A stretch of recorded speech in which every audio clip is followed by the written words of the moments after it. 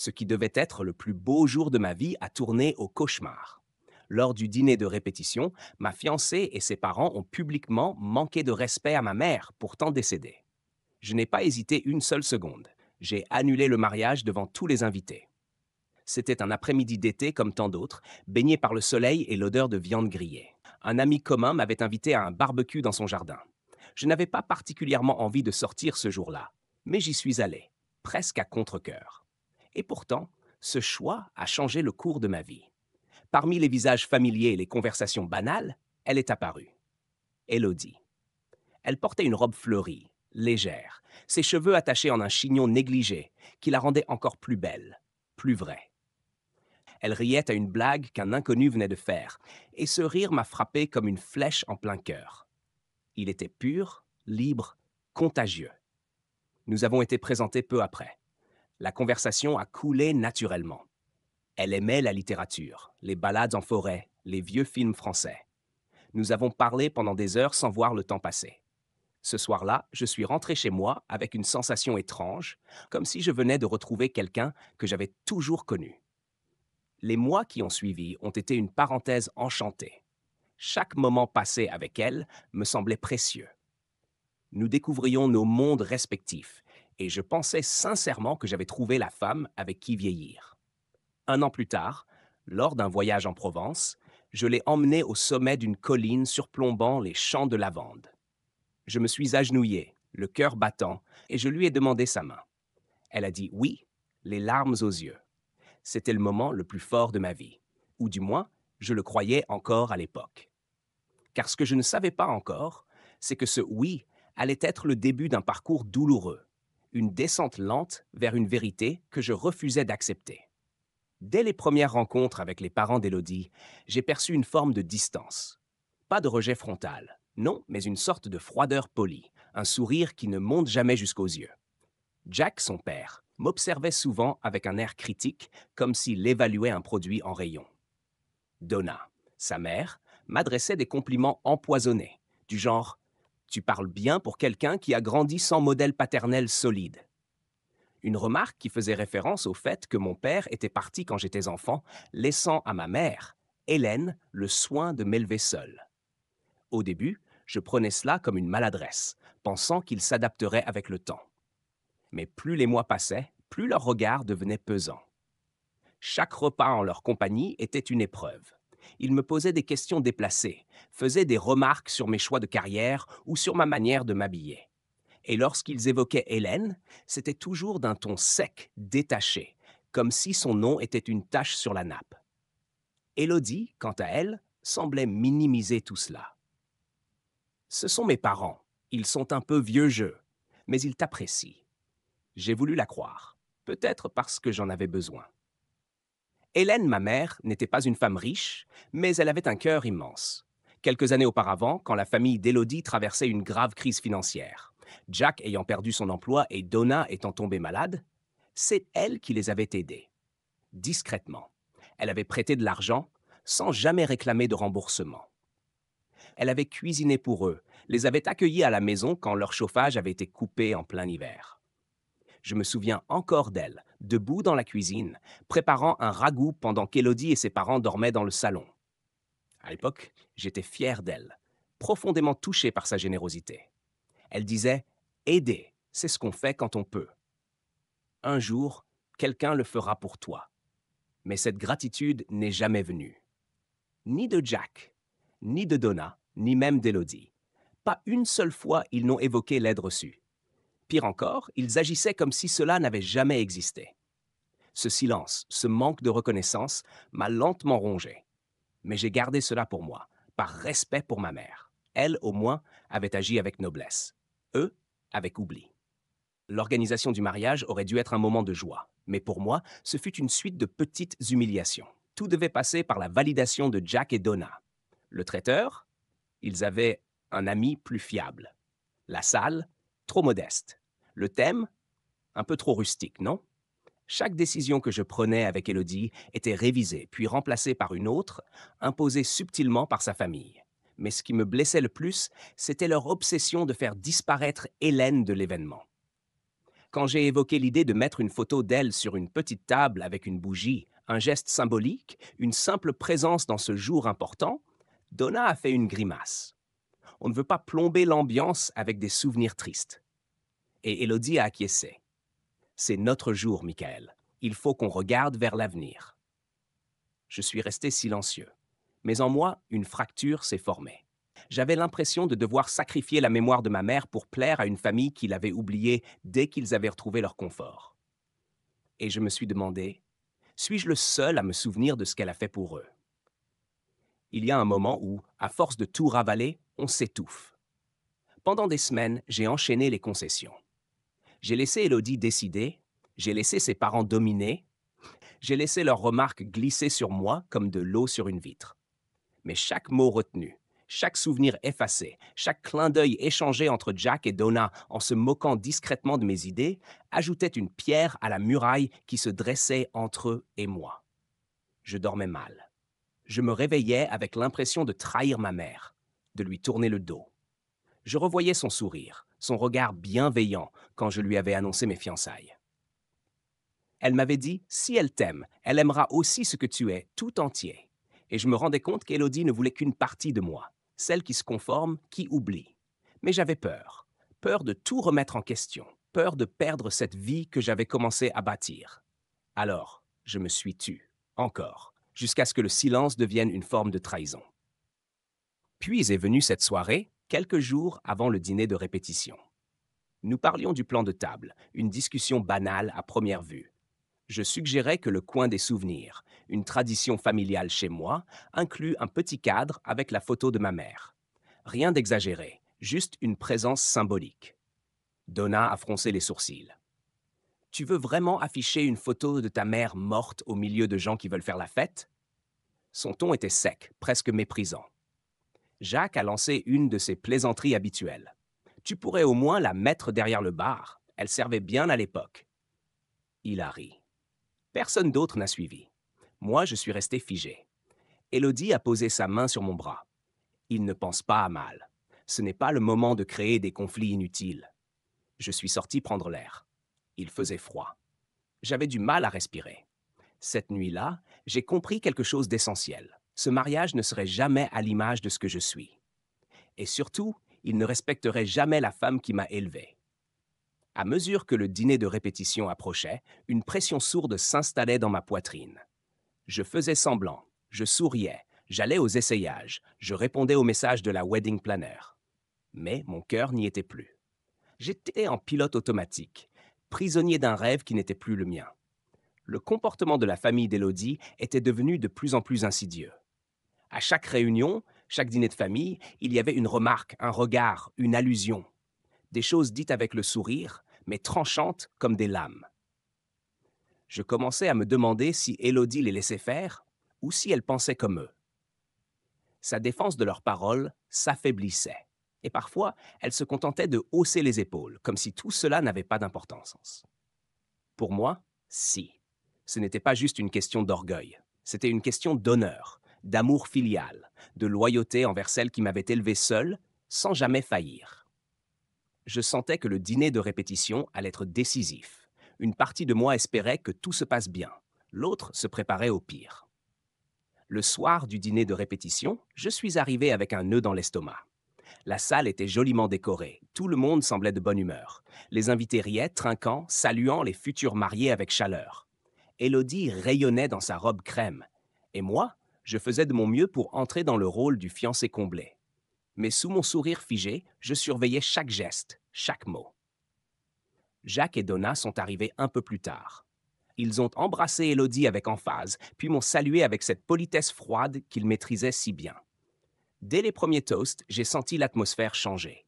Ils avaient bu un peu, suffisamment pour se sentir libres de leurs mots. Un invité de leur côté a mentionné Patricia, ma mère. Juste un nom, dans une phrase quelconque. Et c'est là que Donna a eu ce petit rire. Ah, Patricia, toujours à vouloir tout contrôler, même quand elle faisait la charité. J'ai senti mon cœur rater un battement. Un murmure a traversé la pièce. J'ai tourné la tête vers Élodie, espérant qu'elle dise quelque chose. Elle a juste baissé les yeux. Jack s'est levé pour faire un discours. Il avait le verre levé, le sourire large, comme s'il s'apprêtait à dire quelque chose de solennel. Mais très vite, ses mots ont dérapé. Il a commencé à parler de l'importance de choisir la bonne famille, à remercier ses amis pour leur soutien, à plaisanter sur les belles-mères trop présentes, même quand elles sont plus là. La salle a ri. Je suis resté de marbre. Puis il a dit, en désignant mon côté de la famille, c'est bien d'avoir un mariage équilibré, même si certains n'ont plus grand monde à inviter. Et là, Donna a ajouté, en riant, heureusement qu'on a été là pour les aider, hein? Parce que sans nous, je ne sais pas où serait ce garçon. Ce garçon, c'était moi. Tout le monde n'a pas ri. Certains ont échangé des regards gênés. Mais la majorité a continué à faire comme si de rien n'était. Élodie a souri timidement, comme si elle voulait que ça passe. Moi, j'étais figé. Les mots résonnaient dans ma tête comme des coups de marteau. C'était ma mère qu'il venait d'humilier. Ma mère qui n'était plus là pour se défendre. Et personne ne disait rien. Alors que Jack poursuivait son monologue moqueur, une colère froide est montée en moi. Pas un accès de rage. Non. Une certitude. Un feu calme, mais irrévocable. Il parlait encore quand je me suis levé. Les conversations se sont arrêtées. Tous les regards se sont tournés vers moi. Ma voix, quand elle est sortie, était ferme, claire. Ça suffit. J'ai regardé Jack, Donna, puis Élodie. Et j'ai dit, vous venez de franchir une ligne. Patricia, ma mère, vous a tendu la main quand vous étiez au sol. Elle vous a nourri, soutenu. Elle vous a traité comme sa propre famille. Et ce soir, vous vous en moquez publiquement avec mépris. Personne n'a bougé. J'ai continué, la gorge serrée. Je ne peux pas épouser une femme qui laisse ses parents piétiner la mémoire de celle qui m'a élevé. Je ne peux pas construire ma vie sur une fondation de silence, de lâcheté et de mépris. Un silence glacial s'est abattu sur la salle. Élodie a ouvert la bouche, mais aucun mot n'est sorti. Moi, je n'avais plus rien à dire. J'ai posé ma serviette, regardé une dernière fois les invités et je suis parti. Quand j'ai refermé la porte derrière moi, une étrange légèreté m'a envahi. Le vent de la nuit m'a frappé en plein visage, mais je respirais enfin. Mon téléphone vibrait dans ma poche, encore et encore. Des appels, des messages, d'Élodie, de Donna, de Jack, de quelques invités. Je n'ai répondu à aucun. Je me suis assis sur un banc, seul, dans la rue silencieuse. Et j'ai pleuré. Pas de tristesse, de soulagement, de rage aussi, un peu. J'avais porté cette tension si longtemps que je ne savais plus ce que c'était d'être en paix avec moi-même. Cette décision, aussi brutale soit-elle, était nécessaire. Je ne pouvais pas trahir ma mère pour plaire à des gens qui la méprisaient. Ce soir-là, j'ai compris que l'amour ne suffit pas si le respect n'est pas là. Et que parfois, choisir l'honneur, c'est choisir la solitude. Mais une solitude qui libère.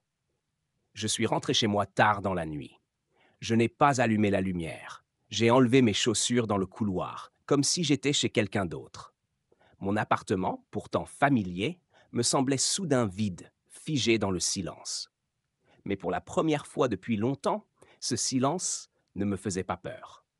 Je l'ai accueilli comme on accueille une vieille amie qu'on avait oubliée.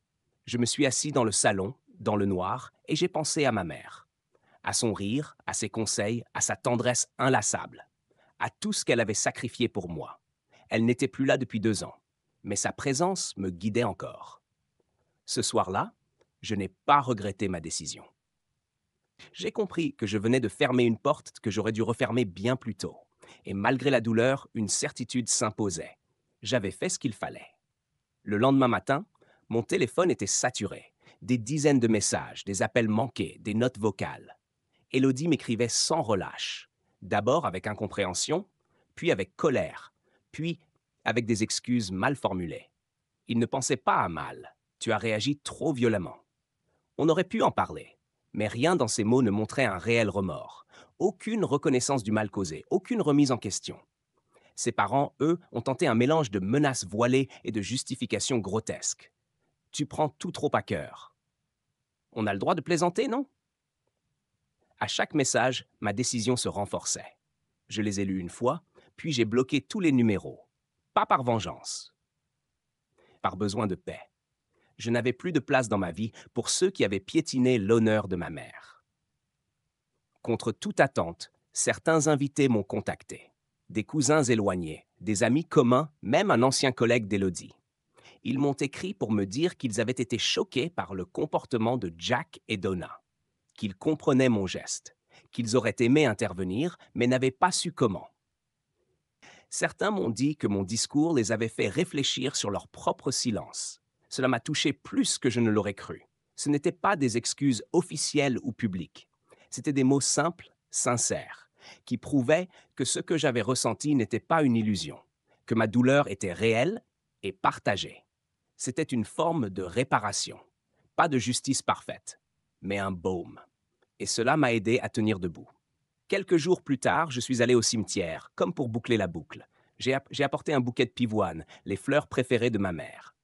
Je me suis assis devant sa tombe dans ce calme étrange que seuls les cimetières possèdent. Je lui ai raconté ce qui s'était passé, pas à voix haute, juste en pensée. J'ai revécu le dîner, les paroles blessantes, mon choix, et j'ai senti dans l'air une forme d'apaisement, comme si elle savait, comme si elle approuvait. Je lui ai promis de ne plus jamais laisser qui que ce soit piétiner ce qu'elle m'a appris. Le respect, la loyauté, le courage de dire non. En quittant le cimetière, je me suis senti plus fort. J'avais perdu une fiancée, mais j'avais retrouvé une vérité essentielle. L'amour de soi passe par le respect de ses racines. Le soir même, alors que je triais mes affaires, j'ai réalisé que le médaillon de ma mère avait disparu. Un petit pendentif en argent, simple, avec sa photo à l'intérieur. Je l'avais confié un jour à Élodie pour qu'elle l'ajoute à mon costume de mariage. Un symbole, un lien discret avec ma mère le jour de mes noces. Je lui ai envoyé un dernier message. Bref, rends-moi le médaillon de ma mère. Rien d'autre. Elle a mis 2 jours à répondre. Finalement, elle l'a laissé dans ma boîte aux lettres, sans mots, sans excuses. J'ai ouvert le petit paquet et j'ai vu le médaillon intact. Je l'ai serré contre moi, fort. Ce n'était qu'un objet, mais il portait l'âme d'une femme qui avait tout donné.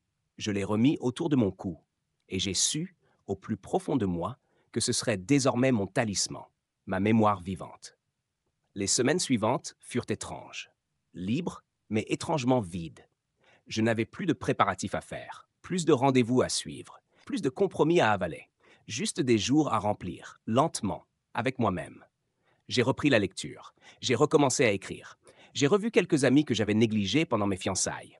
J'ai pris le temps d'aller marcher, seul, en forêt, là où le silence n'était pas menaçant, mais réparateur. Je n'étais pas encore guéri. Il restait en moi une forme d'amertume, mais aussi une fierté, tranquille, profonde, celle de ne pas m'être renié, de ne pas avoir accepté l'inacceptable. Un soir, j'ai commencé à écrire une lettre à Élodie, une lettre d'adieu, pas pour la blâmer, mais pour dire ce que je n'avais pas pu dire dans le chaos. Je lui ai raconté ce que représentait ma mère pour moi. Pourquoi son silence avait été la goutte de trop? Pourquoi je ne pouvais pas aimer quelqu'un qui refusait de défendre la dignité? J'ai terminé la lettre, l'ai relue, et je ne l'ai jamais envoyée, parce qu'en réalité, elle n'était pas pour elle, elle était pour moi, un acte de libération. Je l'ai rangée dans une boîte à côté d'un vieux carnet de ma mère, et je suis passé à autre chose. Avec le temps, le poids s'est allégé. J'ai commencé à revoir la vie sous un jour nouveau. Il y avait tant de choses que j'avais mises de côté. Mes projets, mes rêves personnels, mes envies simples. J'ai redécouvert la joie de ne devoir rendre compte qu'à moi-même. La mémoire de ma mère était toujours là, mais elle ne pesait plus. Elle me guidait, discrète et solide. J'avais enfin compris qu'on ne peut pas bâtir l'amour sur le déni, que le respect n'est pas négociable, et que parfois, il faut tout perdre pour retrouver l'essentiel. Aujourd'hui, je marche dans une vie nouvelle. Ce chapitre est clos. Il me reste les leçons. La douleur, oui, mais aussi la force. Je n'ai pas eu le mariage que j'imaginais, mais j'ai gardé l'essentiel, mon intégrité, et l'amour inébranlable d'une mère qui, même après sa mort, m'a sauvé une dernière fois. Je ne sais pas ce que l'avenir me réserve, mais je l'attends sans peur, parce que désormais, je sais qui je suis, et ce que je ne tolérerai plus jamais. Abonnez-vous pour ne rien rater de nos récits les plus inattendus.